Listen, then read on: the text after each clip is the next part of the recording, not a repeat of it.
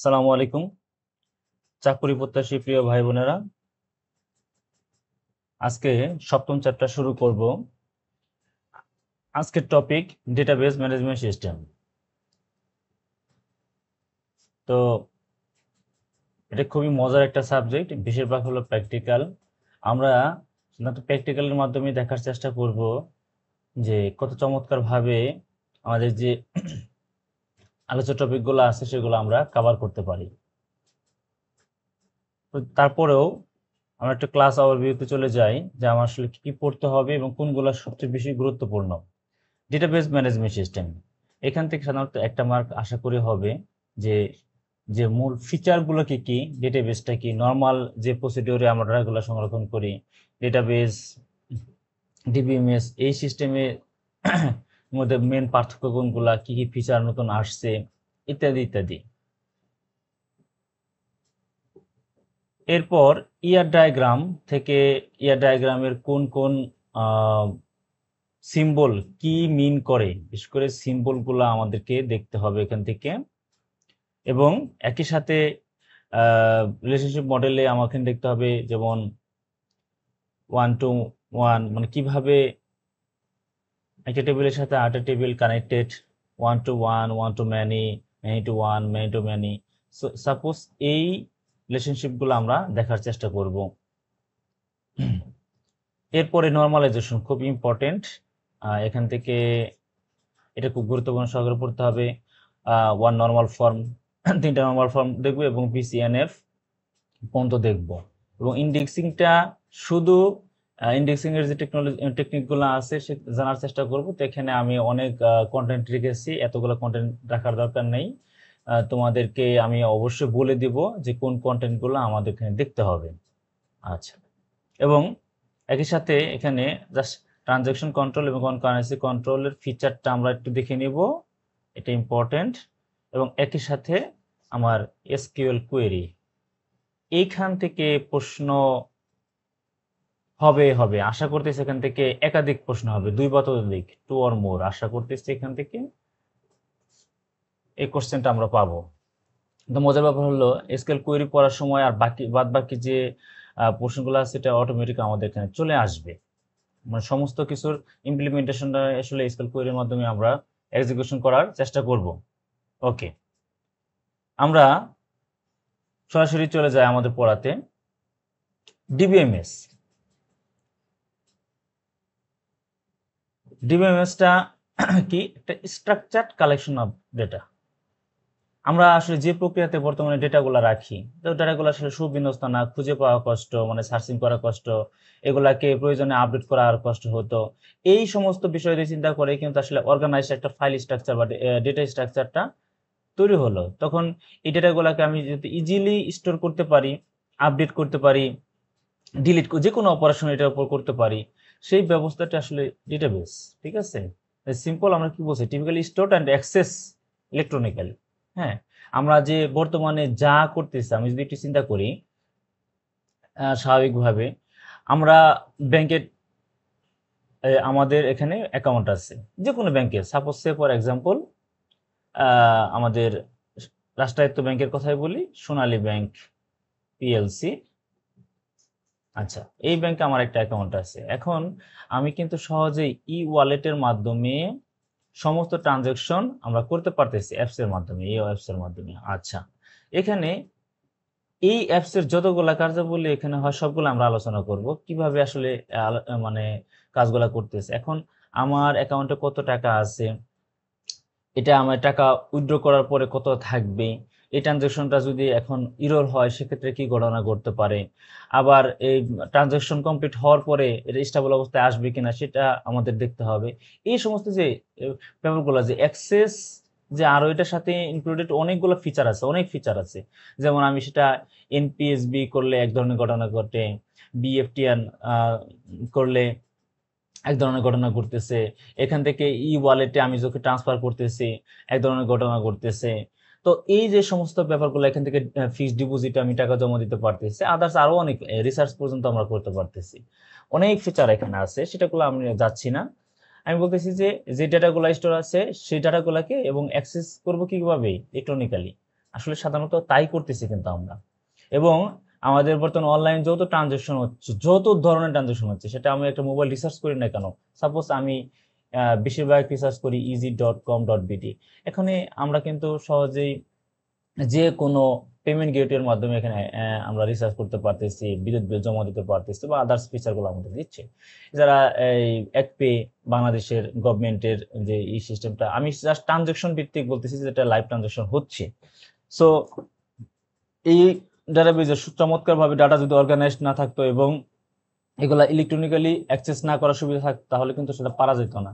পূর্বেকার banking system যখন electronically ছিল না, তখন কিন্তু এটা সম্ভব হয় নাই। সেজন্য অনেক ফাঁক ফোকর থাকতো, বিভিন্ন মানে টাকা আছে কি না আছে সেটা কিন্তু ওই অ্যাক্সেসে বোঝার কোনো উপায় ছিল না। বিভিন্ন অ্যাডভান্সের টাকা অ্যাডভান্সের শুরুর দিকে উঠানো যাইতো না, ঠিক আছে, এখানে অনেক সমস্যা থাকতো।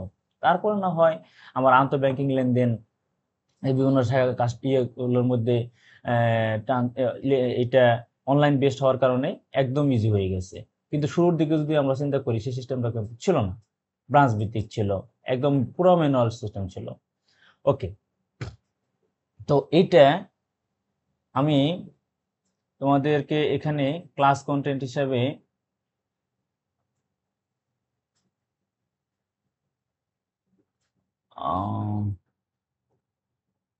এখানে প্রায় আমরা একটু আলোচনা করব ডিবিএমএস এর কনসেপ্ট নিয়ে, এবং এখানে মোটামুটি আমি সবই তুলে নিয়ে আসছি। এরপরে ডিটেলস আমরা জানার চেষ্টা করব। এটা তিনটা ধাপে আজকে আমরা আলোচনাটা শুনে নেব। একটা হলো থিওরি বেসড,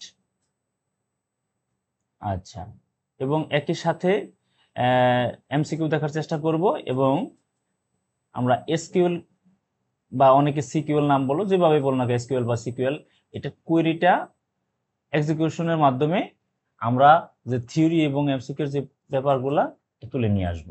ওকে, যদি যেটা বললাম সেম জিনিসটাই, ডেটাবেজের যে ডিফিনেশনটা এখানে দিলাম, এই কথাটাই বলা আছে। এবং মজার ব্যাপার হলো এই যে ডেটাগুলা কিভাবে স্টোর হয়, আসলে টেবিল বেসড ডেটাগুলা। আমি যখন টেবিল বলবো, টেবিল মানে কি, আসলে রো এবং কলামের সমন্বয়, তাই না? ডেটাগুলা এরকম ভাবে সুসজ্জিত থাকবে। যখন টেবিল এবং কলামে থাকবে, তার মানে একটা ইন্ডেক্সিং থাকে, ওই ডেটাগুলা সহজে আমরা কিন্তু রিট্রিভ করতে পারি, আচ্ছা, এবং অ্যাক্সেস করতে পারি যে অ্যাক্সেস করা দরকার। এবং পরবর্তীতে আমরা দেখব যে আসলে আমার এই ডেটাবেস ম্যানেজমেন্ট সিস্টেমের কি কি ফাংশন রয়েছে। সিম্পল, আমি যে কোনো ডেটাবেসের স্ট্রাকচারটাকে কি করতে পারি, আমরা তৈরি করতে পারি, মডিফাই করতে পারি, ডিলিট করতে পারি, ঠিক আছে। এবং ডেটার যে ম্যানিপুলেশনটা ঘটে, আমরা এই যে একটু আগে বললাম, আমার কোনো ডাটা ইনসার্ট করতে হবে এখানে, নতুন কোনো ডাটা বা কোন ডাটা যেটা আছে সেটা ডাটা আমার আপডেট হচ্ছে। এখন আমার ব্যাংকে আছে 5,000 টাকা, একটু পরে আরো 5,000 টাকা আমি জমা রাখলাম, তার মানে মাসবে আমাকে আপডেট করতে হবে। তারপরে আমার কোনো ডেটা ডিলিট করতে হতে পারে, আর আমার যে কোনো মুহূর্তে ডেটাকে রিট্রিভ করতে হতে পারে। এগুলো সাধারণত এসকিউএল কোয়েরির মাধ্যমে আমরা দেখার চেষ্টা করব। ওকে, আমার শুধু এগুলো করলে কি হবে না, মাস্ট বি ডাটাকে নিরাপদ রাখতে হবে। আমরা দেখতেছি বিভিন্ন সময় ডেটা নিরাপদ না রাখার কারণে মানে এখানে হ্যাকিং এর ঘটনা ঘটতেছে। আমার আপনার বিভিন্ন সময় বিভিন্ন জনের ব্যাংক অ্যাকাউন্ট হ্যাক হচ্ছে, বা আমার যদি বলি সোশ্যাল মিডিয়ার যে এগুলা আছে, এটা তো স্বাভাবিকভাবে আমার যে ডেটাগুলো আছে আমার সোশ্যাল মিডিয়াতে রক্ষিত আছে, তাই না, তাদের সার্ভারে, সেগুলো কিন্তু চুরি হয়ে যাচ্ছে। আবার কোনো প্রতিষ্ঠানের সার্ভারে রক্ষিত ডাটাগুলা অনলাইন বেস, সেগুলা কি হয়ে যাচ্ছে, চুরি হয়ে যাচ্ছে। তো ডেটার সিকিউরিটি খুব বেশি ইম্পর্টেন্ট, এটার ইন্টিগ্রিটি রক্ষা করা দরকার, তাই না? এখন আমার ডেটার যদি ইন্টিগ্রিটি না থাকে, তাহলে আসলে অ্যাকচুয়াল আগে কি ছিল, বর্তমানে কি আছে, বা ডেটার যদি কোনো রূপ আইসোলেশন বলি বা এগুলো না থাকে, তাহলে কিন্তু সমস্যা হয়ে যায়। ডাটার ইন্টিগ্রিটি রক্ষা করার জন্যই কিন্তু আসলে মূলত আমরা পর দেখবো একটু পরেই এসিড প্রপার্টিস এর যে 4টা প্রপার্টিস আছে, এই প্রপার্টিস কে মাস্ট বি মেনেই চলতে হবে: অ্যাটমিসিটি, কনসিস্টেন্সি, আইসোলেশন এন্ড ডিউরেবিলিটি, ঠিক আছে। এই 4টা প্রপার্টিস যখন একটা কোনো ডেটাবেস সিস্টেম, ডিবিএমএস সিস্টেম, এটাকে মেনে চলে, রুলসটা ব্রেক না ভায়োলেট না করে, তাহলে কিন্তু সুন্দর একটা সিস্টেম আমরা দাঁড় করাতে পারি। আদারওয়াইজ যে কোনো ফিচারের ঘাটতির কারণে বা সমস্যার কারণে তাহলে পুরো ডেটাবেজে এটা হ্যাম্পার হয়ে যায়। সেটা আমরা বিভিন্ন সময় দেখে থাকি আমাদের ট্রানজেকশনের সময় আমরা এটা লক্ষ্য করি। অনেক সময় তোমরা লক্ষ্য করবা যে আমি ট্রানজেকশন করতেছি বাট ফেল করতেছি, ফেল করার পরে টাকা ঠিক মতো আসতেছে না, জমা হচ্ছে না, বাট আমার ট্রানজেকশন কেটে নিচ্ছে। পরে আমার কি করতে হয়, কল করতে হয় কাস্টমার কেয়ার, তারপর দিচ্ছে। সো এটা কিন্তু এটা হওয়া উচিত ছিল না, বরঞ্চ ফেল হলে সেটা রোল ব্যাক করবে, আগের অবস্থায় ফিরে আসবে, এটা হওয়া উচিত ছিল এবং সাথে সাথে সেটা কিন্তু আমাদেরকে এখানে কল করতে হচ্ছে। তার মানে এখানে একটু ফাঁক ফোকর রয়ে গেছে, এখানে একটু সমস্যা রয়ে গেছে। এই সমস্যাকে মিট আপ করার জন্য কিন্তু যেহেতু একটা কনকারেন্ট অ্যাক্সেস হবে, একই সাথে সিমালটেনিয়াসলি বহু ইউজার অ্যাক্সেস করবে, আবার একই সাথে আমার যেন কোনো সমস্যা না হয় সে ব্যাপারটাও দেখতে হবে। এই জন্য কনকারেন্ট অ্যাক্সেস মানে কি কন্ট্রোল করতে হবে। সামনে আমরা দেখব, এখানে অটোমেটিক চলে আসছে কনকারেন্সি অ্যান্ড কন্ট্রোল, যে আমার মাল্টিপল ইউজার কি করবে, যে সিমালটেনিয়াসলি যে অ্যাক্সেস করবে সেগুলো ম্যানেজ করতে হবে। কিসের জন্য? প্রিভেন্ট কনফ্লিক্ট, কোনো কনফ্লিক্ট না হয়। এখন আমি আমার এসএসসি রেজাল্ট, ইন্টারমিডিয়েটের রেজাল্ট, এগুলো কিন্তু সহজেই আমি আমার ডেটাবেজে রক্ষিত যে বিভিন্ন শিক্ষা বোর্ডের যে ডেটাবেজে রক্ষিত, সেখান থেকে আমরা ইজিলি দেখতে পারি। ঠিক আছে, এবং একই রেজাল্ট, আমার রেজাল্ট যদি এখন 1000 1 লক্ষ মানুষ বিভিন্ন সাইট থেকে, বিভিন্ন জায়গা থেকে একই সাথে অ্যাক্সেস করে, মানে দেখার চেষ্টা করে, কোনো সমস্যা আছে না? তাহলে সেটা কোনো সমস্যা নেই, কিন্তু যে কোনো কনফ্লিক্ট হওয়া যাবে না, এই কনফ্লিক্টটাকে প্রিভেন্ট করতে হবে।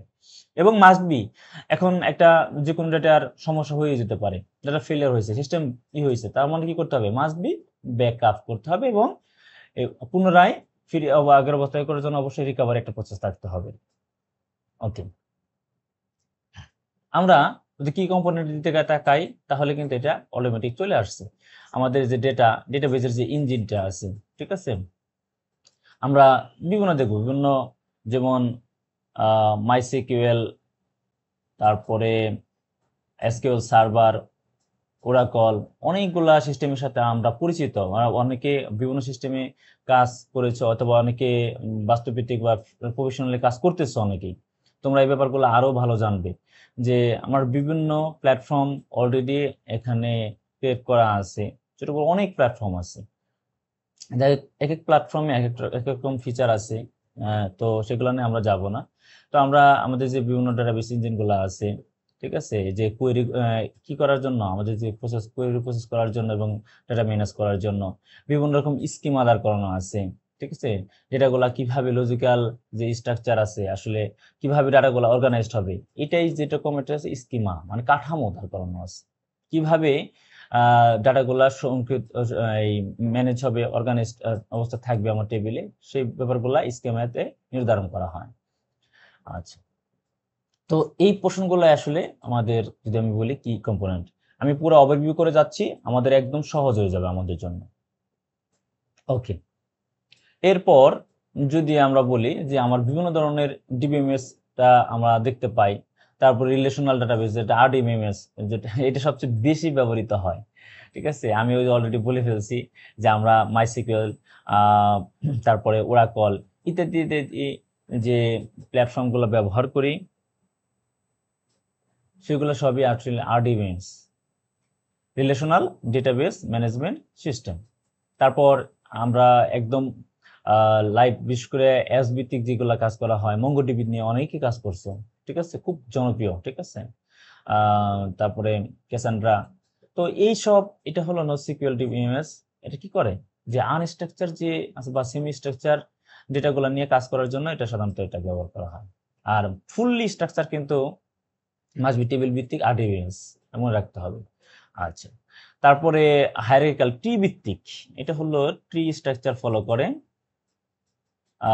আইবিএম এর আইএমএস যে সফটওয়্যারটা আছে, সেটা তোমরা যদি কেউ কাজ করে থাকো সেটা এখানে দেখবা। এবং নেটওয়ার্ক ভিত্তিক হয় এবং অবজেক্ট ওরিয়েন্টেড হয়, অবজেক্ট ডাটাবেস। ওকে, তো বেশিরভাগ এখানে আসে দুইটা, এই তিনটাই বেশি ইম্পর্টেন্ট। তার মধ্যে আরডিএমএস এবং হায়ারার্কিক্যাল বা ট্রি ভিত্তিক যে ডিবি ডাটাবেসটা আছে, সেটা নিয়ে আসলে এমসিকিউ চলে আসে। ওকে, আমি যেটা বলবো চলে আসে বা কোনো মার্কিং করব, সেটা তোমরা একটু নোট ডাউন করার চেষ্টা করবো, তাহলে আরো সহজ হবে যখন আমরা এমসিকিউতে বা অন্য কোনো গুরুত্ব দিব, সেগুলোতে এমনি চলে আসবে। ওকে, সেম এটার উপর ভিত্তি করে আমার ডাটা মডেলগুলো দাঁড় করানো আছে, একই জিনিস, ওইটারই পরিপূরক, এটা নিয়ে আর কোনো কথা বলবো না আমি।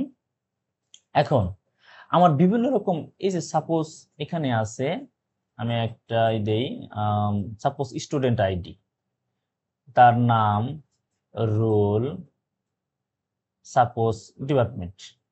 আচ্ছা, একটু স্পষ্ট করে লিখি যাতে সবার সুবিধা হয়।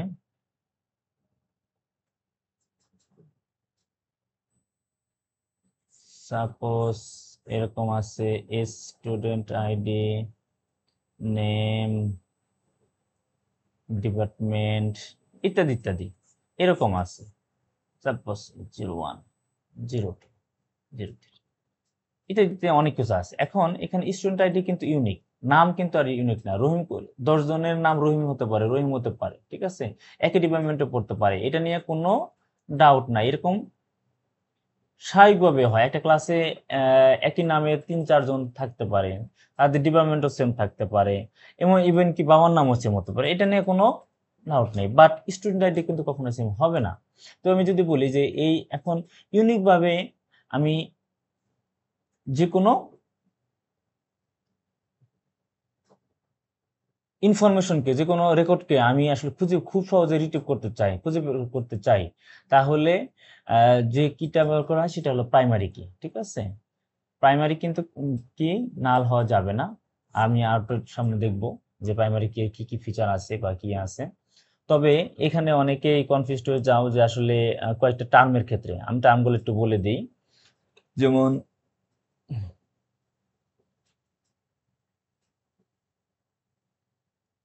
ওকে, এখানে যদি দেখো এইটাতে জায়গা নিচ্ছি। ওকে, সাপোজ রোল, নেম এবং ডিপার্টমেন্ট।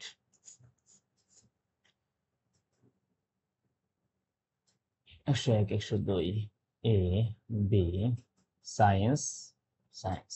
ওকে, 103, 104, সি, ডি নাম দিলাম, এটা business studies, business studies suppose. এখন এই যে টোটালটা, এটা হলো এন্টিটি। টেবিলটাকে আমরা আসলে এন্টিটি হিসেবেই বলবো। আমরা টেবিলটা কি হিসেবে পরিচিত, এটা টেবিলটা রো এবং কলামের সমন্বয়ে কিন্তু টেবিল গঠিত হয়, যে কোনো টেবিল। এখন এই রোটা, প্রতিটা রো মানে হলো যে কোনো রেকর্ড থাকে, রেকর্ড বলে, অথবা টাপল, অনেকে টাপল বলে এটা। এখন এইখানে যে কলামটা আছে, এই কলামগুলোই আমরা এই টেবিলের অ্যাট্রিবিউট হিসেবে বিবেচিত হবে। এবং এই যে যে ভ্যালু আছে 101, ডি 103, সাপোজ এই এই সায়েন্স, বিজনেস স্টাডিজ ইত্যাদি, এগুলো হলো অ্যাট্রিবিউটের ভ্যালু, যাতে কারো কোনো সমস্যা না হয়। সামনে এগুলো নিয়ে অনেক বেশি আলোচনা হবে। ওকে, তাহলে আমার এন্টিটি এরকম একই রকম যদি টেবিল সেট থাকে, সেগুলোকে বলে এন্টিটি সেট, আমরা সামনে আরো দেখব। তো এইখানে ইনশাল্লাহ এটা নিয়ে আর কারো কোনো সমস্যা থাকার কথা না। ওকে, আমরা এরপরে এরকম বিভিন্ন রকম কি দেখবো, প্রাইমারি কি, ফরেন কি, ক্যান্ডিডেট কি, কম্পোজিট কি বা সুপার কি। তো একই রকম যদি এখন স্বাভাবিক প্রাইমারি কি নিয়ে থাকে, দুই বা ততোধিক কি নিয়ে গঠিত হতে পারে, সেটা কম্পোজিট কি আকারে দেখবো বা ক্যান্ডিডেট কি আকারে দেখবো। এবং একই রকম টেবিল, সাপোজ এরকম দুটা টেবিল আছে, একটা রোল আছে, স্টুডেন্ট আইডি আছে, আরেকটা জায়গায় সাপোজ এরকম থাকতে পারতো স্টুডেন্ট আইডির সাথে তার মোবাইল নাম্বার, কথার কথা।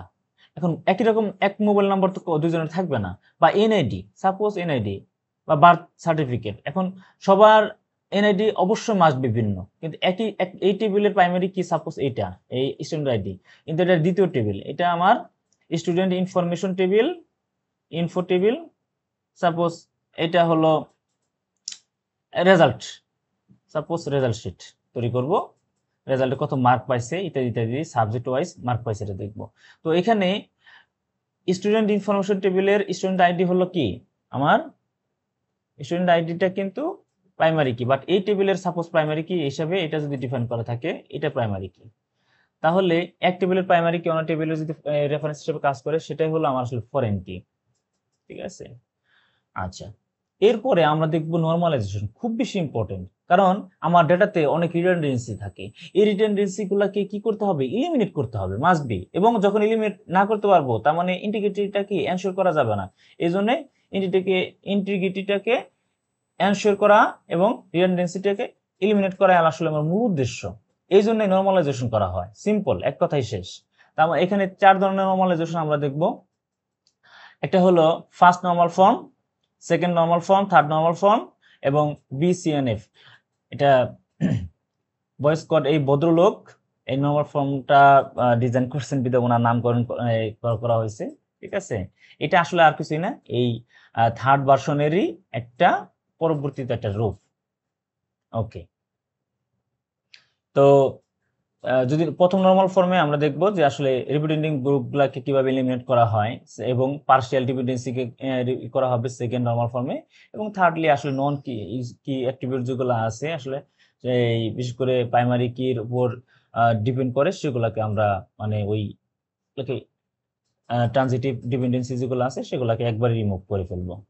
ওকে, সেটা আমরা টেবিলের মাধ্যমে আমি পুরো ওভারভিউ করতেছি, একটু পরে তোমরা এই মূল পড়ায় চলে যাবে। আসলে এটা পড়তে গিয়েই আমাদের ইনশাল্লাহ 70 থেকে 80% কভার হয়ে যাবে এখনই। এরপরে আমরা যদি এসকিউএল এর ঘটনা দেখি, এসকিউএল স্ট্রাকচারড কোয়েরি ল্যাঙ্গুয়েজ, যেটা আমরা অলরেডি এসকিউএল সার্ভার, মাইএসকিউএল বা ওরাকল যেভাবে বলি না কেন, যে আরডিবিএমএস গুলো আছে সেগুলার সাথে ইন্টারঅ্যাক্টিং কি করে এই এসকিউএল স্ট্রাকচার কোয়েরি ল্যাঙ্গুয়েজটা একটা কাজ করে। সেখানে এইটা খুব ইম্পর্টেন্ট, ভেরি ভেরি ইম্পর্টেন্ট, যে ডিডিএল, ডিএমএল, ডিসিএল, টিসিএল এগুলো কি আসলে। ডেটা ডেফিনেশন ল্যাঙ্গুয়েজ, এখানে সিম্পল যে ডেটাবেজের যে স্ট্রাকচারটা আছে সেটা করে। এখানে কি কমান্ড ব্যবহার করা হয়, ক্রিয়েট, অল্টার, ড্রপ ইত্যাদি কমান্ড ব্যবহার করা হয়, সিম্পল। এবং যে ডেটাগুলো আছে এই ডেটাগুলোকে আমরা ম্যানেজ করার জন্য, যে আমি ডেটা যে কোন ডাটা ইনসার্ট করব, ডাটাকে আপডেট করব কিংবা ডিলিট করব, এবং সিলেক্ট কোন রোকে সিলেক্ট করো, কোন কলামকে সিলেক্ট করো, সেই কলামগুলো সিলেক্ট করব, তো সেটা হলো আমার ডেটা ম্যানিপুলেশন ল্যাঙ্গুয়েজ। একটা আছে ডেটা কন্ট্রোল ল্যাঙ্গুয়েজ, এখন ডিফাইনও করা শেষ হয়ে গেছে, ম্যানেজ করতেছি, বাট অবশ্যই মাস্ট বি। আমি বলছিলাম যে ডাটাকে যদি কন্ট্রোল না করতে পারি তাহলে কিন্তু আসলে মূল ডাটার কনসিস্টেন্সি নষ্ট হয়ে যাবে। তাও সেক্ষেত্রে আমার যে কোনো গ্র্যান্ট বা রিভোক এগুলো ব্যবহার করা হয়। এবং ট্রানজেকশন যে কন্ট্রোল, আমরা লাইভ ট্রানজেকশন দিয়ে উদাহরণ দিলাম যে আমার কমিট হ্যাঁ সম্পাদিত হয়ে গেছে অলরেডি, ফাইন, না হলে আমার রোল ব্যাক করবে, আমার আগের অবস্থায় ফিরে আসবে। এই ব্যাপারগুলো এই কমান্ডের যদি কয়েকটা কমান্ড জানি তাহলে আমাদের জন্য যথেষ্ট, এবং নাম দেখে বুঝতে পারতেছি আমরা কোনটাতে কোন কমান্ডটা ব্যবহার করব। যেটা বলতেছিলাম তোমাদের অলরেডি অ্যাসিড প্রপার্টিজ নিয়ে আলোচনা করে ফেলছি, তা আবার বলি। আসলে 4টা প্রপার্টিজ মাস্ট বি আমাকে ফলো করতে হবে, তাহলে একটা একদম আদর্শ ডিবিএমএস সিস্টেম গড়ে তোলা সম্ভব। কোনো একটা ঘাটতি হলে কিন্তু এটা সম্ভব না। তার মধ্যে অ্যাসিড প্রপার্টিজ বল, atomicity, consistency, in isolation and durability। তো এই কনসেপ্ট কিভাবে কাজ করে, যতগুলো আমার একটা ট্রানজেকশনে যতগুলো অপারেশন হয়, একটা ট্রানজেকশনে সকল অপারেশন কমপ্লিট করতে হবে, এনশিওর এটা যে কমপ্লিট হয়েছে কিনা এনশিওর করতে হবে, এটা আমি অ্যাটমিসিটি। আর কনসিস্টেন্সিটা কি, যে হ্যাঁ একটা ডাটাবেস কি করবে, একটা ট্রানজেকশনের পরে আবার এটা ভ্যালিড স্টেটে চলে আসবে। যদি ভ্যালিড স্টেটে না আসে, এখন আমি বিকাশ থেকে ট্রানজেকশন করে ফেলছি 1000 টাকা, আমি সেন্ড মানি করছি, এখন যদি এটা ভ্যালিড স্টেটে না আসে তাহলে কিন্তু আমার কত টাকা আছে বা কত টাকা ট্রানজেকশন হলো ওই পয়েন্টে যাকে পাঠাইলাম প্রাপক তার স্টেটটা আর ওখানে তো ট্রানজেকশনটা হয়েছে যেখানে এই আপডেটটা হচ্ছে, তাহলে কিন্তু আমার ডাটা কনসিস্টেন্সি বজায় থাকবে না। এটা মাস্ট বি। এই জন্য আমার কি করতে হবে, ডাটাবেসটাকে ভ্যালিড স্টেটে নিয়ে আসতে হবে। এরপরে যদি বলি আইসোলেশন, যে আমার যতগুলো ট্রানজেকশন হইতেছে সবগুলো ট্রানজেকশন হতে হবে কি independently, simple. Transaction are executed independently of one another. Okay, durability, আমি এখন সব ধরনের ট্রানজেকশন আমার হয়ে গেছে, তার মানে পার্মানেন্টলি আমাকে সেভ অবস্থায় নিয়ে আসতে হবে। অবশ্যই যদি সেই অবস্থায় না নিয়ে আসে ডাটাটার লস হওয়ার সম্ভাবনা অনেক বেশি থাকে এবং এটা আমরা মূলই পাবো না। এই জন্য আমার যে কমিটেড যে ট্রানজাকশন গুলো হয়ে গেছে সেগুলোকে আমার কি করতে হবে, পার্মানেন্টলি সেভ করতে হবে। এরপরের পোর্শনটা আমরা আমাদের সিলেবাসে আমরা দেখছি ইন্ডেক্সিং। খুব আমরা বইয়ের ক্ষেত্রে যদি বলি, আমাদের যে কোনো বইয়ের ইন্ডেক্স থাকে, তাই না? সূচিপত্র যদি বলি আমরা সিম্পল, সূচিপত্র কেন ব্যবহার করা হয়? এই সূচিপত্র ধরেই কিন্তু আমরা কোন অধ্যায়ে আছে, এই অধ্যায়ের কোন কোন টপিক আছে, ওই টপিক কত নম্বর পৃষ্ঠায় আছে, এটা কিন্তু আমরা নর্মাল সবাই সেই পড়া যখন শিখেছি, বই আমরা পড়া শুরু হয়েছে, ওখান থেকে আমরা ইন্ডেক্স বা সূচিপত্র কিন্তু আমরা দেখা শুরু করছি। সেম ধারণা ডাটাবেজের ক্ষেত্রেও। তার মানে এখান থেকে বুঝতে পেরেছি বইয়ের ক্ষেত্রে সূচিপত্র আমি কেন দেখি, খুব দ্রুত আমার ওই অধ্যায়ে যাইতে, খুব দ্রুত টপিকটা খুঁজে বের করতে, ইত্যাদি ইত্যাদি। সেম ঘটনা ডাটাবেজের যে ডেটাগুলো আছে, হিউজ পরিমাণ ডাটাবেজ, এখন হিউজ পরিমাণ ডাটা এখানে ডাটাবেজে সংরক্ষিত আছে। ডেটাগুলো খুব দ্রুত আমি কি করতে চাই, রিট্রিভ করতে চাই খুব স্পিডি, কারণ যত বেশি সময় লাগবে তত বেশি আমার খরচ বাড়বে, মেইনটেন্যান্স কস্ট বাড়বে, তারপরে এটার সমস্যা তৈরি হবে, ডেটাবেসটা এরকম আদর্শ হবে না, তাই না?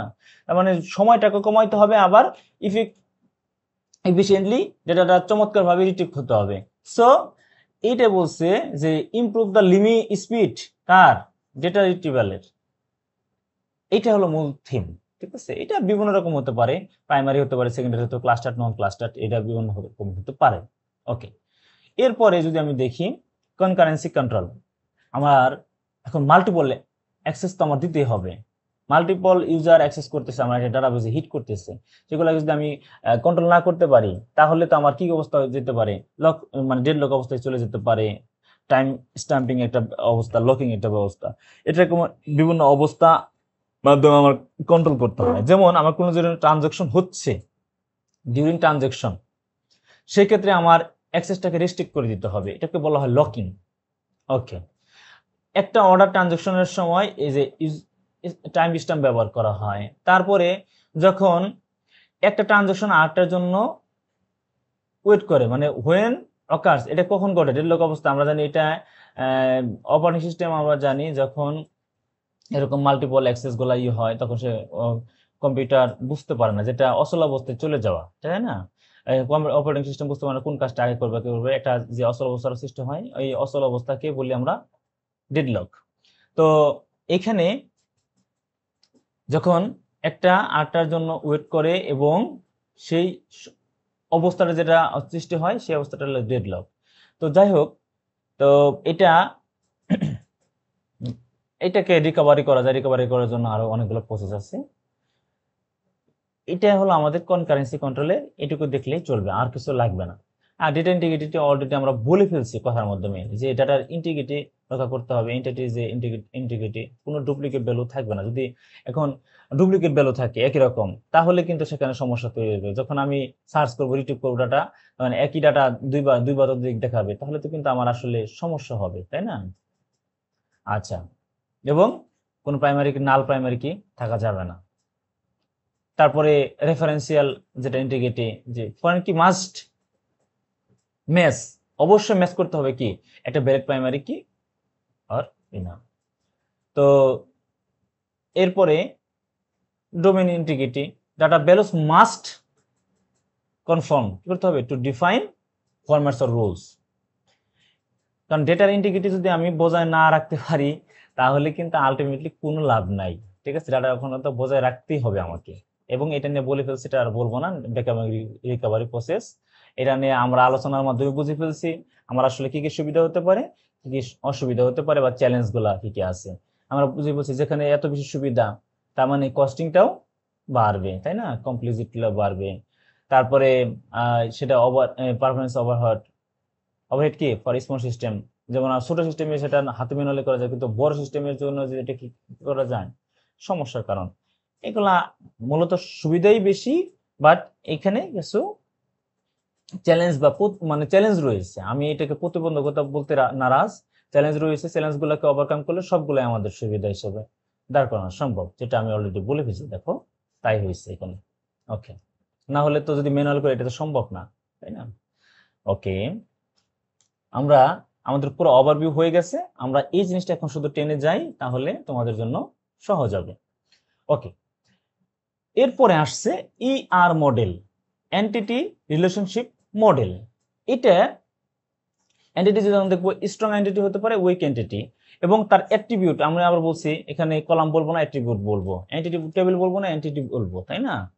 তো কি অ্যাট্রিবিউট হতে পারে? কম্পোজিট, মাল্টিভ্যালুড, ডিরাইভড, এবং কি কি তার রিলেশনশিপটা 4 ধরনের। একটা হলো 1 to 1, একটা অবজেক্ট থেকে আরেকটা অবজেক্টে, মানে 1 to many, many to 1, many to many। চলো আমরা টেবিলের মাধ্যমে আমরা এইটা পুরোটা ওভারভিউ করার চেষ্টা করি। ওকে,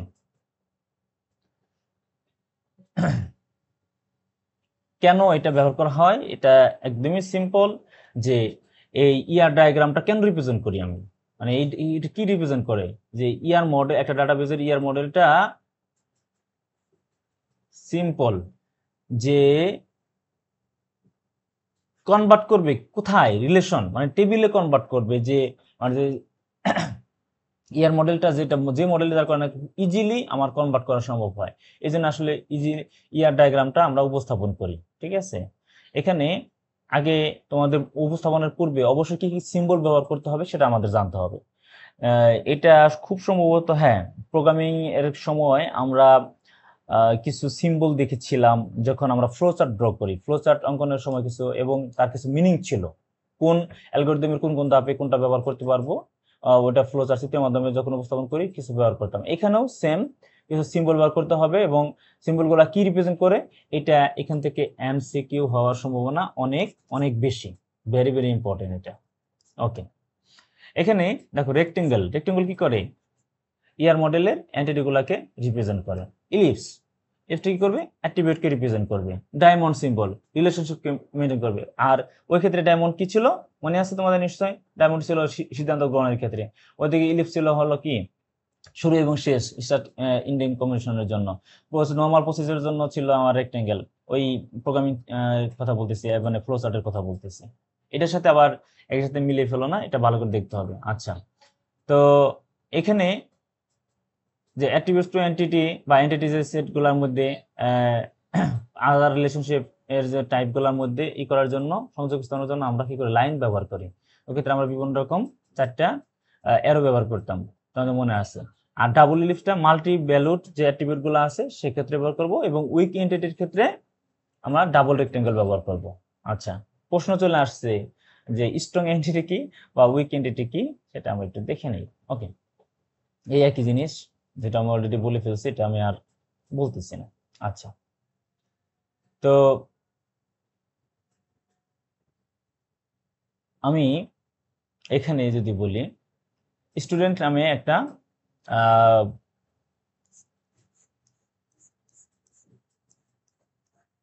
টেবিল খুব সিম্পল, স্টুডেন্ট নামে একটা টেবিল আছে। ওকে, এই টেবিলটা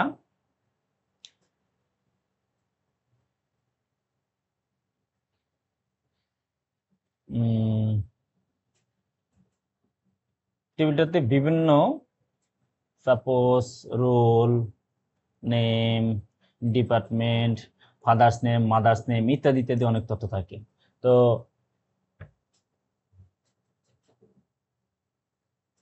কি অ্যাট্রিবিউট, এখানে রোল নম্বরকে আমরা কি অ্যাট্রিবিউট বলতে পারি, জাস্ট আমি দেখাচ্ছি। ওকে, এখন সাপোজ আমার ক্লাসে, তোমাদের ক্লাসে একজনকে খুঁজতে আসলো, তার রোল নম্বর জানা না কেউ, কিন্তু আদার্স অ্যাট্রিবিউট দ্বারা কিন্তু তাকে ফাইন্ড আউট করা যায়, যেমন তার স্টেট কি, তার সিটি স্টেট, সে তার দেশ, বা ইত্যাদি ইত্যাদি। তার মানে অ্যাড্রেসিং যদি আমি চিন্তা করি, কম্পোজিট অ্যাট্রিবিউট এটা বলে, অ্যাড্রেসটাই হবে এরকম 4 বিভিন্ন ভাগে বিভক্ত। ওকে, আচ্ছা, এখানে ফোন নাম্বার, এখন একটা এন্টিটির মধ্যে বিভিন্ন মাল্টিপল ফোন নাম্বার থাকতে পারে। যেমন তোমার 2টা মোবাইল নাম্বার আছে, একটা সাপোজ জিপি, একটা টেলিটক। ওকে, তো এই কথাটা বলছে একটা অ্যাট্রিবিউট কি করে, more than one value of given it, একটি যদি একাধিক ভ্যালু করে সেটা হলো মাল্টিপিউট অ্যাট্রিবিউট। তার মানে ফোন নাম্বার একের অধিক থাকতে পারে। আচ্ছা,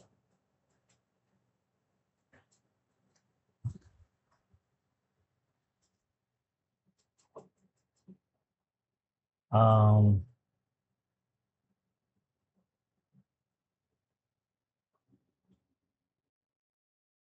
এটা আমি যাচ্ছি না, এগুলা দরকার নেই।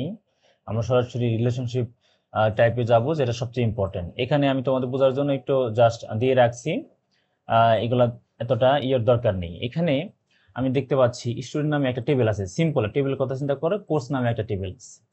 এখন স্টুডেন্টরা আমার বিভিন্ন কোর্সে কি করবে, এনরোল করবে। আচ্ছা, তো এনরোল করার জন্য আমি আমার সিম্বলের সাথে কিন্তু মিল আছে, মাত্র যে সিম্বলটা শিখছে। এখন সেটা যে এনরোল হবে, এই এনরোলের প্রক্রিয়া কিভাবে এনরোল হবে, এটার কতগুলো অবজেক্টের সাথে এটা অতগুলো অবজেক্ট কিভাবে কানেক্টেড থাকবে, সে যে রিলেশনশিপের মাধ্যমে দেখানো সেটা হলো রিলেশনশিপ সেট। এটা চার ভাবে হয়, 1 to 1, 1 to many। যদি এই প্রথম অংশটা একটা টেবিল চিন্তা করো, পরের অংশটা আরেকটা টেবিল চিন্তা করো, একদম সহজ হয়ে যাবে। many to 1 and many to many। ওকে, আমরা সরাসরি দেখে যাই, দেখি। একদম সিম্পল, ইউনারি বাইনারি দরকার নাই, একক রিলেশন ইউনারি। এইখান থেকে আমরা দেখব। ওকে, আমরা যদি দেখি এ টেবিল একটা বি টেবিল, দুটো টেবিল আছে এখানে। এই টেবিলের এই অ্যাট্রিবিউটের সাথে অ্যাট্রিবিউট গুলাকে 1 2 3 4 এখানে বিভিন্ন কিছু আরো কিছু তোমার মতো করে তুমি ডিজাইন করবা, সিম্পল সোজা কথা। এখানকার এ টেবিলের একটা টেবিলের সাথে বি টেবিলের একটা অ্যাট্রিবিউট, আদার্স অন্য কোনো না কিন্তু, তাহলে যে রিলেশনশিপটা হয় সেটা হলো 1 to 1। সিম্পল, তার মানে বুঝতে পারতেছি এটা প্রথম টেবিল দ্বিতীয় টেবিল, তার মানে একটা টেবিলের একটা অ্যাট্রিবিউটের সাথে ওই টেবিলের একটা অ্যাট্রিবিউটের কি হবে, সংযোগ ঘটবে। সেটা হলো আমার 1 to 1। এরপরে যদি আমি আসি, যেমন সার্জন ডিপার্টমেন্টের একটা ইয়ের সাথে আমার মাল্টিপল ডক্টর এখানে এঙ্গেজ হতে পারে। সার্জন ডিপার্টমেন্ট হ্যাজ ডক্টর, কতগুলো মাল্টিপল ডক্টর, তাই না? তো স্বাভাবিকভাবে একটা ডক্টর থাকে না, 5 জন 7 জন 10 জন নিয়ে একটা টিম গঠন করা হয়েছে। যে ঘটনাটা সেম হলো 1 to many। এই ঘটনাটা যদি দেখি, এখানে সবটার সাথে থাকতে হবে এমন কথা নাই। যেমন এই অ্যাট্রিবিউটের কথা যদি চিন্তা করি, এ টু অ্যাট্রিবিউটের সাথে এখানে অলরেডি দেখতে পাচ্ছ দুইটা কানেক্টেড। সো এটা হলো একটার সাথে আমার কি দুইটা, মানে দুইটা মানে একের অধিক, একের অধিক ম্যানি। সো এটা নামকরণ করেছে 1 to many। আর বাকিগুলো যে সবগুলো থাকতে হবে এমন কোনো ধারণা নেই, অনেকে কারণ নেই। অনেকে মনে করতে পারেন সবগুলোর সাথে মনে হয় প্রথমটার প্রথম টেবিলের সবগুলো অবজেক্টের সাথে আমার দ্বিতীয় টেবিলের যে অ্যাট্রিবিউট গুলো আছে কানেক্টেড হবে না, এরকম না। তুমি যে কোনোটা কিছু দেখাইতে পারো। ওকে, এরপরে চমৎকার একটা আছে এখানে, দেখো multiple surgeons done by single surgeon. হ্যাঁ, একটা অপারেশনে কি একটা সিঙ্গেল ব্যক্তি করে? আমি যে কোনো বড় অপারেশন, হার্টের অপারেশন গুলো 5 জন 7 জন 10 জন সার্জন এখানে থাকতে পারে, আরো বেশি জটিল থাকলে আরো থাকতে পারে। সাপোজ ফর এক্সাম্পল, এখন 5 জনের টিমে যে একটা টিমের ডক্টর নিয়ে যে তারা সার্জারিটা করবে, এইটার যে ঘটনাটা সেম, মানে আমার অপারেশন হবে কয়টা, একটা, কিন্তু ডক্টর কতজন, মাল্টিপল 5 জন। সো এই যে ধারণাটা, এটা হলো ম্যানি টু 1। এটাই আমরা টেবিলের মাধ্যমে শিখি। এই দেখো সেম। ওকে, তার মানে একদমই সহজ, এটা শুধু আমার জানা থাকলেই হচ্ছে। এরপরে আমি যদি মানে এই কথা দিয়ে আমি বুঝতে পারবো যে এমপ্লয়িটা ওয়ার্কস অন মাল্টিপল প্রজেক্ট। আমি কি একটা প্রজেক্টে কাজ করি? আমি যখন আমি জব করতেছি, আমার কি একটা কাজ, সিঙ্গেল কাজ না, সিঙ্গেল টাস্ক না, আমার এরকম 10 ধরনের কাজ দিয়ে রাখছে। আমার পরীক্ষা নিতে হয়, আমাকে অ্যাসাইনমেন্ট রেডি করে দিতে হয়, আমাকে সেশনাল সেশনালে যেতে হয়। এরপর আমি যদি বলি আমাকে মার্কিং গুলা ইম্পোর্ট দিতে হয়, মানে বিভিন্ন বিভিন্ন কাজ, এবং আনুষঙ্গিক যে অ্যাডমিনিস্ট্রেটিভ যে কাজগুলো আছে সেগুলো করতে হচ্ছে। সো আমি একজন এমপ্লয়ি, বাট আমার আমি যদি আদার্স, আমি যেমন আছে আমার সহকর্মীরা আছে, তার মানে আমার যে এমপ্লয়িরা আছে সবার মিলে যদি চিন্তা করো, employees works on multiple projects. Okay, তার মানে এটা প্লুরাল, এটা প্লুরাল, এটা যদি many to many. So simple, এই ঘটনাই ঘটছে, এই অবজেক্টের সাথে এটা যেমন কানেক্টেড, এটা কানেক্টেড হতে পারে, এটা কানেক্টেড। ওকে, বিভিন্ন রকম কানেক্টেড এখানে দেখতে পাচ্ছ। তোমার মতো করে তুমি এটা ডিজাইন করতে পারো। এখানে জাস্ট 3টা দিয়ে দেখাইছে বিদায়, 3টা দিয়ে দেখাইতে হবে কথা না, 5টা 7টা 10টা তোমার সময়ের অনুযায়ী নিজের মতো করে নোট ডাউন করে নেবে। ওকে, এটাই আমরা ইয়ার মডেল এবং রিলেশনশিপ মডেল বা রিলেশনাল মডেলের একটা উদাহরণ আমরা দিয়ে রেখেছি। এই কট ভদ্রলোক আসলে রিলেশনাল মডেলের জনক, উনি ডেভেলপ করছেন। ঠিক আছে, এটা অনেক সময় চলে আসে এমসিকিউতে, এটা এক নজর দেখে নিবা, তাহলে আমাদের জন্য ক্লিয়ার হয়ে যাবে। নর্মালাইজেশন অলরেডি তোমাদের একবার বলে ফেলেছি, কিন্তু উদাহরণ দেইনি, এখন দেব উদাহরণ যে আসলে নর্মালাইজেশনটা কি। আমরা সিম্পল নর্মালাইজেশনের আগে একটা টেবিল দেখি, তাহলে আমরা বুঝতে পারবো। এখানে আছে স্টুডেন্ট আইডি, এটা দুটো স্টুডেন্ট আইডি আছে, S1 S2। আমরা একটু ব্রিফ করি, তাহলে আমাদের জন্য সহজ হবে। স্টুডেন্ট নেম অ্যালিস এবং বব, দুইজন স্টুডেন্ট আছে, এবং অ্যালিস ম্যাথ এবং সিএস এই কোর্সটা নিয়েছেন, বব সিএস এই কোর্সটা নিয়েছেন, এবং তাদের ইনস্ট্রাক্টরটা হলো এখানে math professor X, professor Y, এখানে শুধু প্রফেসর ওয়াই, তার মানে সিএস। ওকে, এবং ইনস্ট্রাক্টর যে অফিসটা আছে, কোন অফিসের, তাদের ইনস্ট্রাক্টরের যে অফিসটা আছে, অফিস বি এবং অফিস বি। ওকে, এটা মানে আমি একদম পূর্ণ যে ধারণা আসছে থাকতেছে না, এবং কি এটাকে আমরা সহজে আর ভাঙবো, ভেঙে ভেঙে বিভিন্ন টেবিলে উপস্থাপন করব, আরো সহজ হয়ে যাবে আমাদের জন্য। তো এটাই যে রিপিটিং বিভিন্ন গ্রুপ আছে, এটাগুলোকে আমরা কি করব, ভেঙে ফেলবো, সোজা কথা। এখন প্রথমটা যদি চিন্তা করি, ফার্স্ট নরমাল ফর্ম, রিপিটিং গ্রুপগুলোকে কি করবে, এলিমিনেট করবে। কিসের জন্য? অ্যাটমিক ভ্যালুকে অ্যানসার করার জন্য। যদি আমি এটা না বুঝি কোনো সমস্যা নাই, আমরা এখন দেখি। S1 অ্যালিস এবং এই কোর্সে এই দুইটা আছে, এই দুইটাকে আমি ভেঙে ফেলবো, সিম্পল। এখানে ইনস্ট্রাকশনটা ভেঙে ফেলবো। তাহলে এই ম্যাথ কোর্সটা প্রফেসর এক্স নিচ্ছে, এবং সিএস কোর্সটা নিচ্ছে দিতে প্রফেসর ওয়াই, এই প্রফেসর ওয়াই দিয়ে দিচ্ছে আমি। ঠিক আছে, তার মানে S1 এটাকে আমি একদম ভেঙে দিলাম। এই অ্যালিস এর ম্যাথ কোর্স নিচ্ছে প্রফেসর এক্স এর অধীনে, তার অফিসটা হলো অফিস এ। সেম ভাবে সিএস কোর্সটা নিচ্ছে প্রফেসর ওয়াই এর অধীনে, অফিস বি, এবং S2 সেম ভাবে প্রফেসর ওয়াই এর মাধ্যমে তার ইনস্ট্রাক্টরটা এবং তার অফিসটা বি। ওকে, ডান। এটা হলো ফার্স্ট নরমাল ফর্ম। আমি যদি চিন্তা করি, এখন আমি সেকেন্ড নরমাল ফর্মে যাব। সেকেন্ড নরমাল ফর্মটা কি? এখানে আমি আবারও বলি, এই যে যেটা দাঁড় করালাম, এটা একটু মাথায় রাখি। Student ID, student name course ভিত্তিক আলাদা আলাদা হয়ে গেছে। ঠিক আছে, এবং তার ইনস্ট্রাক্টর কে সবই আলাদা হয়েছে, এখানে আর কোনো ঝামেলা নেই। এখন আমি ওই প্রতি ক্ষেত্রে এই স্টুডেন্ট আইডি, স্টুডেন্ট নেম এইটা রাখাকে আসলে দরকার, প্রতি ক্ষেত্রে দরকার আছে না। আমি যদি চিন্তা করি S1, এই S1 তো অ্যালিস যতবারই S1 আসুক না কেন অ্যালিস, সো S1 দিলেই কিন্তু আমার এখানে হয়ে যাচ্ছে। একবার শুধু ডিজাইন করবো এটা, আমি যদি এটা স্টুডেন্ট নামে এই করতে পারি, কোর্সের ক্ষেত্রে কি কোর্স করবে সেটা আমি দেখতে পারি, এরপর ইনস্ট্রাক্টর অফিসের ক্ষেত্রে আমরা আলাদা দেখব। আমরা যদি দেখি স্টুডেন্ট, এখানে কি করছে, এই যে সেম এই টেবিলটা আমি যদি চিন্তা করি, তাহলে এখানে দাঁড়িয়ে যাচ্ছে। আমি যদি দেখি এনরোলমেন্ট, সে কি কোর্স এনরোলমেন্ট করছে। ওকে, এই দুটাকে আমরা একটু ডিভাইডেশন করে দিলাম। ওকে, এটুকু যদি আমি চিন্তা করি, কোর্স ইনস্ট্রাক্টর এবং ইনস্ট্রাক্টর অফিস, তাহলে দেখো কোর্স ইনস্ট্রাক্টর অফিস, কিন্তু এটার সাথে আমি আইডিটা জুড়ে দিচ্ছি, কারণ প্রাইমারি কি থাকতে হবে, তাই না? এখন এখানে আমার কি আসলে স্টুডেন্ট নেম দরকার আছে? কোনো দরকার নেই, কারণ S1 মানে মিন্স করতেছে উপরে এটাকে অ্যালিস, S2 মানে বফ। সো আমি এটাকে সেগমেন্টেশন করে দিলাম, ভেঙে দিলাম। এটা হলো আমার সেকেন্ড নরমাল ফর্ম। এখন আমি যদি বলি, এখানে আরেকটা কাজ বাকি রয়ে গেছে, এটা আমরা একটু পূর্বেই দেখেছি, এটা নিয়ে কোনো ডাউট নাই আমার। আমার কোন ইনস্ট্রাক্টর কোন অফিসের অধীনে, আমি যদি এটাকে আরো একটু ভেঙে ফেলতে পারি, তাহলে কিন্তু বারবার এই অফিসটা এটা চলে আসে না। শুধু প্রফেসর এক্স লিখলেই পরবর্তী বুঝবো যে প্রফেসর এক্স কোন অফিসের অধীনে, সেটা কিন্তু আমরা ইজিলি ফাইন্ড আউট করতে পারবো। এখানে দেখো ইনস্ট্রাক্টর, এটা নিয়ে কোনো ডাউট নেই আমাদের। ওকে, ইজিলি আমরা বের করে ফেললাম এখান থেকে যে এই ইনস্ট্রাক্টরটা কোন অফিসের অধীনে। ওকে, এন্ড সে যে এনরোল করবে, দেখো একদম সহজ, পুরোটা প্রসেসটাকে আগে কত বড় ছিল, এখন ছোট করে নিয়ে আসছি। S1 এখান থেকে S1 মানে তার নামটাকে এলিমিনেট করে দিচ্ছে, দরকার নেই ওখানে, কারণ স্টুডেন্টের ওখানে নাম আছে তার। সো তার কোর্স কি কোর্স নিচ্ছে, ম্যাথ কোর্স। ওকে, তার ইনস্ট্রাক্টরকে প্রফেসর এক্স, কিন্তু প্রফেসর এক্স যখন হয়েছে, তার কোন অফিস এটা দরকার নাই, কারণ পূর্ববর্তী টেবিলে এটা আমার অলরেডি ডিফাইন করা আছে, তার এটাও আমার নাম ডিফাইন করা আছে। সো এটা কিন্তু একদম সহজ হয়ে গেল।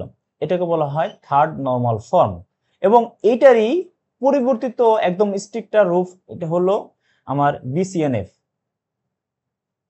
এই ভদ্রলোকের নামেই নামকরণ করা হয়েছে। ওকে, তো এটা এটা আমরা অলরেডি বুঝে গেছি, এটা বুঝে গেছি, এটা আমরা মাত্র করছি, এটাও। আচ্ছা, এখন এইখানে যদি আমি দেখি একটা এক্সাম্পলের মাধ্যমে দেখি, তাহলে for every dependency X stand to Y, মানে X must be a super key, সেখানে আমরা যদি উদাহরণস্বরূপ দেখি ইনস্ট্রাক্টর ইজ স্ট্যান্ড টু কত কোর্স, যেমন এইটার ক্ষেত্রে দেখি এই ইনস্ট্রাক্টরটা কোন কোর্স নেবেন, আমি এটাকে যদি আলাদা করে ডিজাইন করে ফেলতে পারি তাহলে আমার জন্য কিন্তু একদমই সহজ। এটাকে আগেরটাকে একটু মডিফাই করলাম শুধু, আর কিছুই না। এটাকে যদি তুমি চিন্তা করে দেখো, এখানে ইনস্ট্রাক্টর আছে, বাট ওই ইনস্ট্রাক্টর কোন কোর্সটা নিচ্ছে এটা এখানে ডিজাইন করছে, বাট এটা কিন্তু ফিক্সড। একটা ইনস্ট্রাক্টর কোন কোর্স নিচ্ছে এটাকে আমি আলাদা করে ফেললাম, প্রফেসর এক্স ম্যাথ কোর্স নেন এবং প্রফেসর ওয়াই সিএস কোর্স নেন। ওকে, তাহলে এই কোর্স ইনস্ট্রাক্টরে যদি আমি কোর্স স্টুডেন্ট কোর্সের সাথে এনরোল করে দিই তাহলে কিন্তু সহজ। কিরকম, S1 যখন বলে ফেলছি, সো এখানে আমার স্টুডেন্ট নেম চলে আসছে, এখানে আর কোনো ঝামেলা কিন্তু আমাদের নেই। আমি যদি শুরুতে দেখি, ওকে, তার মানে এখানে আমার নাম সহ সব চলে আসছে। ওকে, আমি যদি ম্যাথ কোর্সের কথা বলি, এই ম্যাথ কোর্স মানে কি, এই প্রফেসর এক্স কে করে, প্রফেসর এক্স কাকে করতেছে, আমার এই অফিস একে এর অধীনে, তাই না? প্রফেসর এক্স এর ইনস্ট্রাক্টর অফিসটা কোথায়, এ। সো আমি কিন্তু আলটিমেটলি এই স্টুডেন্ট কোর্সের এটার মাধ্যমে যদি বলি, পরবর্তী রিলেশনশিপ গুলোর মাধ্যমে পুরোটা তথ্য আমার এখানে চলে আসতেছে। সো আমরা এটার মাধ্যমে একদম ক্লিয়ার বুঝে ফেললাম, আমাদের আর কোনো সমস্যা থাকার কথা নয়। ওকে, এরপরে ইন্ডেক্সিংটা যদি দেখি, ইন্ডেক্সিং আমি অনেক তথ্য দিয়েছি, এত তথ্য দরকার নেই, একদমই সিম্পল।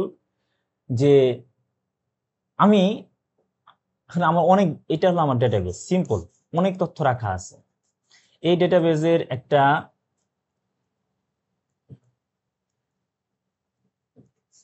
আমি যে কোনো কি ধরে এটাকে সার্চ করতে চাই, ঠিক আছে, এটা হলো আমার সার্চ কি, আমি আর হলো ডেটা রেফারেন্স, একটা ভ্যালু। আচ্ছা, তো এই কোন অবস্থানে আছে ডেটা রেফারেন্সটাও এটা দরকার, এবং কি সার্চ কি, দুইটার সমন্বয়ে আসলে মূলত আমার ইন্ডেক্সিংটা গঠিত।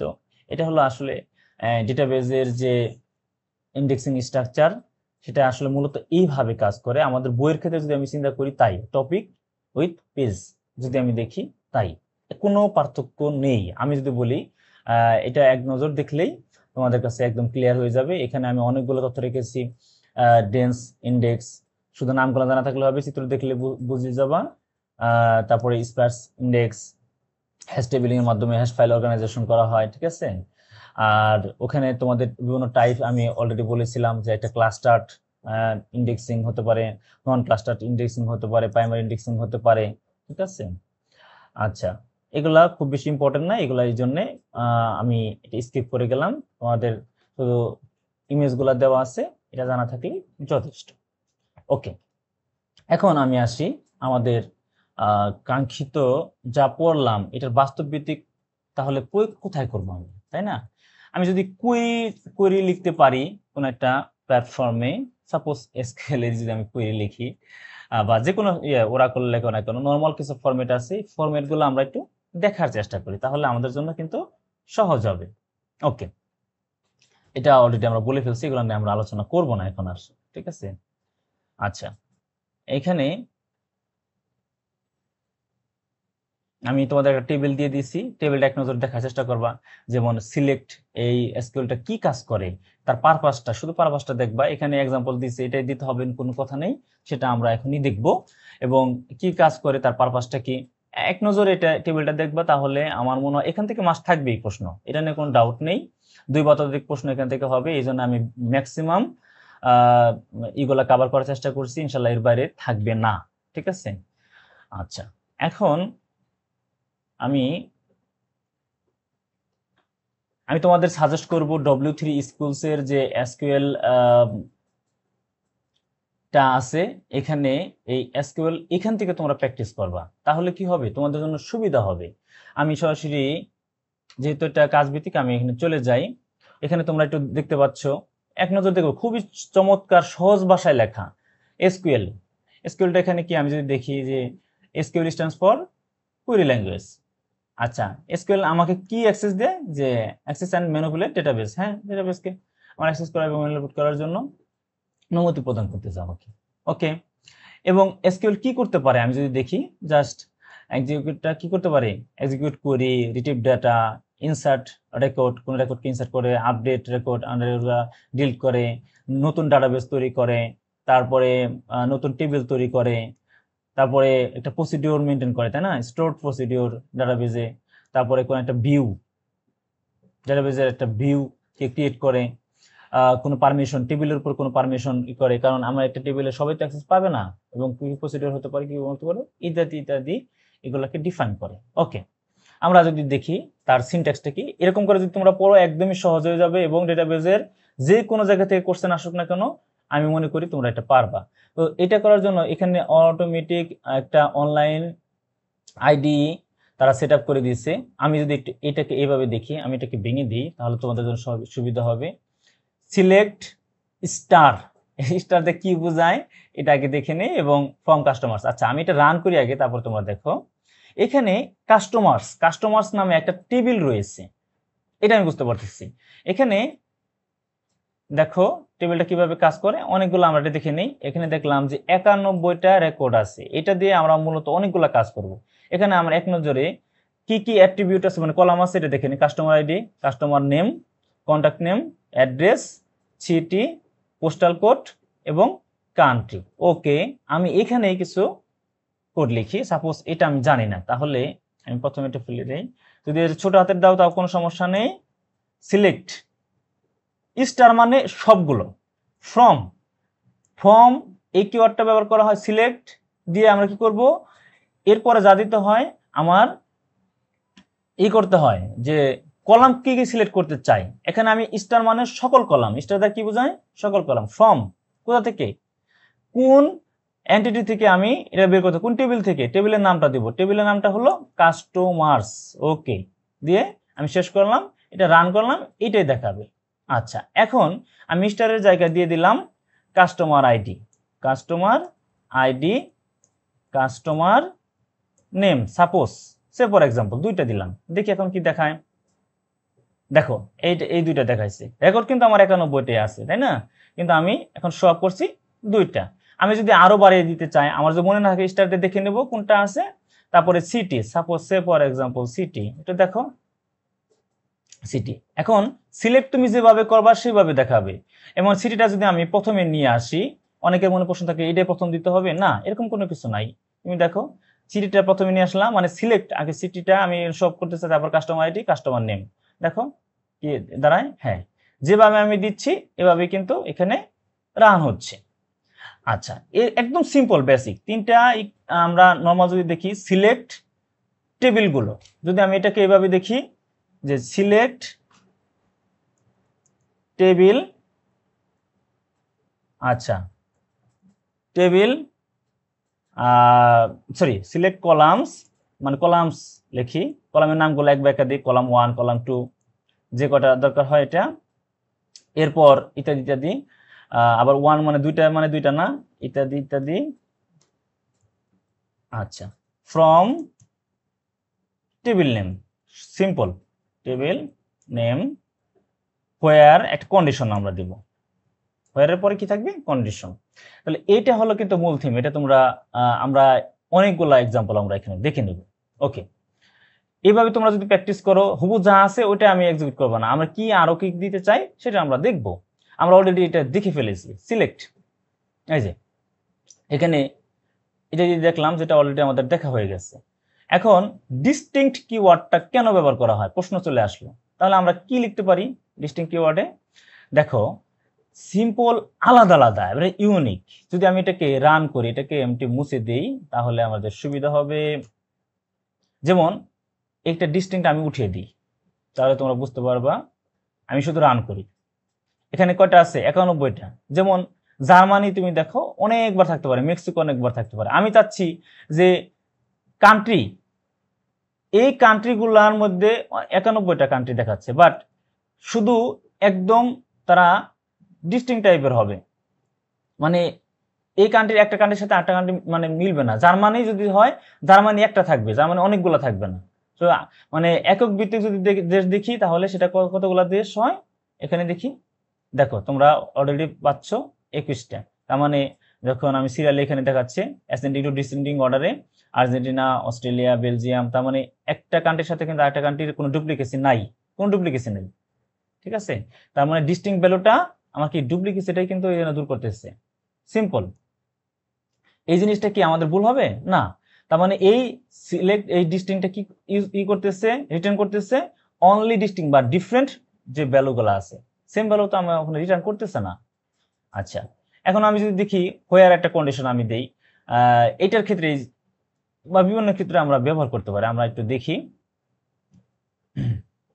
এখানে বলছে কি বলছে, আমি এটাকে একটু ভেঙে দেই তাহলে সুবিধা হবে। সিলেক্ট সবগুলা কলাম দেখতে চাই কাস্টমার টেবিল থেকে, যাদের কান্ট্রি মেক্সিকো। ওকে, এখানে যেহেতু এটা শুরু, আমি এটা নিজেই লিখি তোমাদের জন্য সুবিধা হবে। আমি ছোট হাতের লিখি হোয়ার কান্ট্রি, আমি দেখতে চাই ওই কাস্টমার গুলাকে যাদের কান্ট্রি শুধু Mexico.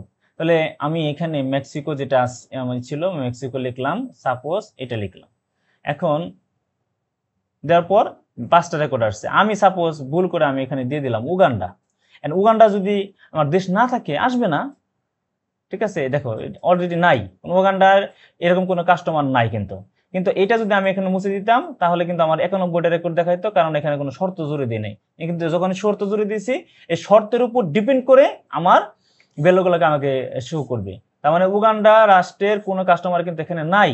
So Mexico, Germany, USA এগুলো কিন্তু আমার আছে। জার্মানি যদি দেখি দেখি আমার এখানে তাহলে দেখাবে যেমন 11টা, এই 11 জন কাস্টমার জার্মানি থেকে আমি পাচ্ছি।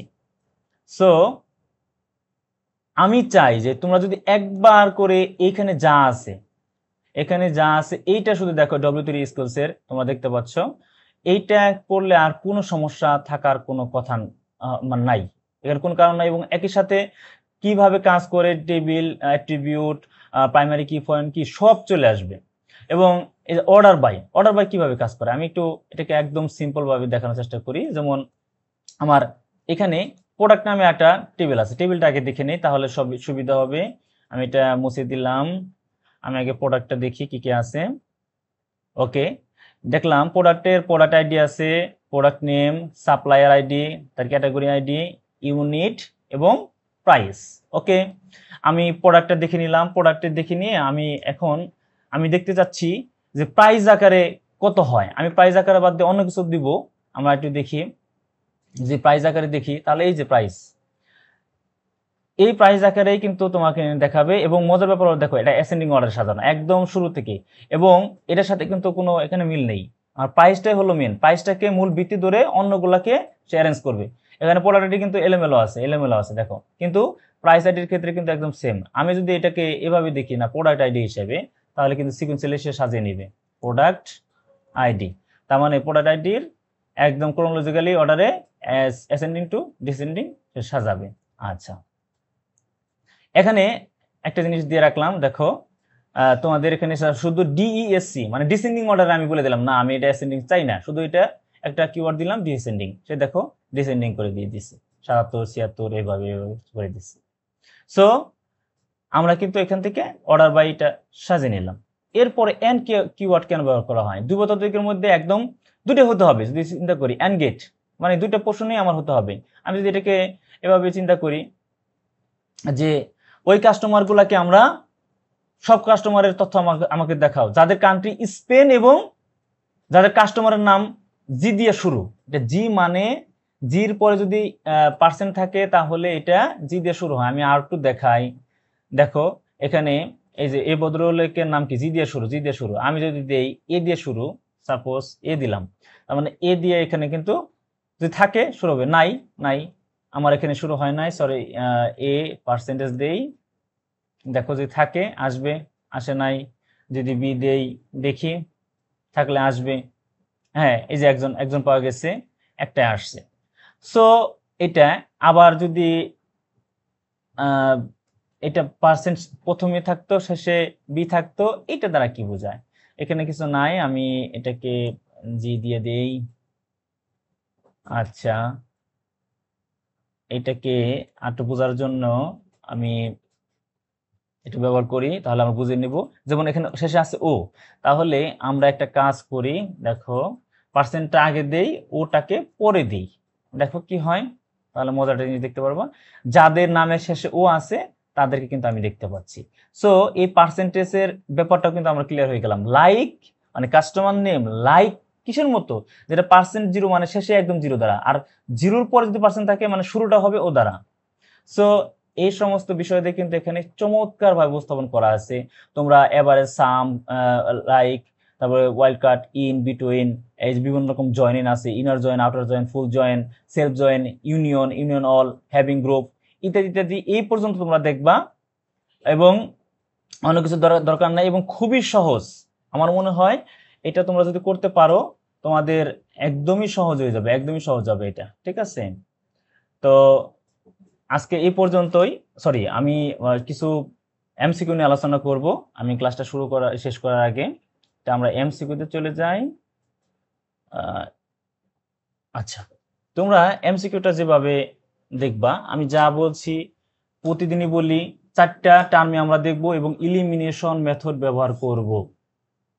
তো ইলিমিনেশন মেথডের মাধ্যমে আমার কিন্তু সঠিক, যখন আমি ক্রস চিহ্ন দিয়ে দিব, 2টা ক্রস দিতে পারি, এটা ক্রস দিতে পারি, এটা ক্রস দিতে পারি, তার মানে 2টা ক্রস দিলে আমার 50% চান্স চলে আসে। 3টা ক্রস দিলে তো আমার সঠিক উত্তর বেরিয়ে গেল। মানে আমার সঠিক উত্তর খোঁজার চেষ্টা আগে বাদ দিতে হবে, তাহলে কিন্তু আমার ভুল হওয়ার সম্ভাবনা কমে যাবে। তার মানে এখানে বলছি কি, প্রাইমারি ফাংশন কার, ডিবিএমএস এর প্রাইমারি ফাংশনটা কি, তাহলে আমরা দেখি। শুধু কি স্টোর ডাটা ইন ফাইল, না আসলে কি তাই না। শুধু ডাটা স্টোর করবো এরকম হতে পারে না, ডাটা তো স্টোর করবোই, এটা তো সিম্পল ব্যাপার, নর্মাল ক্ষেত্রে আমরা ব্যবহার করি একটা ফাইলে। কিন্তু আসলে যদি এটা এটা হতে পারে না। তারপরে ডাটার সিকিউরিটি শুধু এটার জন্য না, তারপরে এই ডাটার কানেকশনের জন্য, নেটওয়ার্ক কানেকশন না, যে ডাটাগুলোকে ম্যানেজ করো, ম্যানেজের মধ্যে কিন্তু মোটামুটি সব চলে আসে, এবং অর্গানাইজ ডাটা ইফিসিয়েন্টলি, চমৎকার একটা কথা আছে, দক্ষভাবে আমি এই যে ডাটাগুলোকে ম্যানেজ করবো, ম্যানেজ করতে গিয়ে ইনসার্ট, আপডেট, ডিলিট যা আছে সব চলে আসতেছে, তাই না। ম্যানেজ করা, স্টোর করা সবই চলে আসতেছে, এবং অর্গানাইজ করা। সো এটা মোর অ্যাপ্রোপ্রিয়েট আমাদের জন্য। ওকে, এরপরে মাস্ট বি তোমরা এক্সপ্লেনেশনটা এক নজর পড়বা, এরকম ভাবে কি বলছে, কি কথা বলছে, যেগুলা আমার অন্য ক্ষেত্রে এমনি কাজে লাগবে, সেটাকে আমরা স্টোর করব, রিট্রিভ করব, ম্যানেজ করব, তাই না। এনশোরিং এফিসিয়েন্সি এবং ডাটা ইন্টিগ্রিটি করার জন্য, রক্ষা করার জন্য এটা আমাদের দরকার। এরপরে ডিবিএমএস এর ডেটা কনসিস্টেন্সির কম্পোনেন্ট আমি যদি চিন্তা করি, কম্পোনেন্ট আমরা পড়ছি, মনে আছে না, টিসিএল, ডিসিএল ইত্যাদি।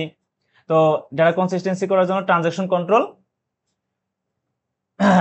ল্যাঙ্গুয়েজ, মানে এই ট্রানজাকশন কন্ট্রোল ম্যানেজার বা ট্রানজাকশন ম্যানেজার যেভাবে বলি না কেন, ট্রানজাকশন কন্ট্রোল করতে হবে। ট্রানজাকশন কন্ট্রোল যদি না করতে পারি তাহলে কিন্তু আমাদের মূলত যে পারপাসটা আছে সেটা সার্ভ হবে না, এবং সার্ভ করার জন্য আসলে মূলত আমরা যে অ্যাসিড প্রপার্টিসটা আর যে বৈশিষ্ট্যগুলো আছে সবগুলোকে আমরা কি করি, প্রয়োগ করার চেষ্টা করি। এবং কি বেনিফিট, এগুলো না সিম্পল, এগুলো নিয়ে আর কথা না বলি, এগুলো অনেকবার বলা হয়েছে। এভাবে তোমরা দেখবা বিভিন্ন ইয়ের। এরপরে যদি আমি দেখি তোমাদের ইয়ার মডেলের সব বলা আছে, ইয়ার স্ট্যান্ড ফর কি, এন্টিটি রিলেশনশিপ, আমরা জানি এলিমেন্ট তো নাই, তার মানে এমনি বাদ, এন্টিটি রেকর্ড না, এন্টিটি রেফারেন্স, তার মানে আমি যদি নাও পারি, আমি যদি কোড চিহ্ন দিয়ে কিন্তু আমি বের করতে পারি।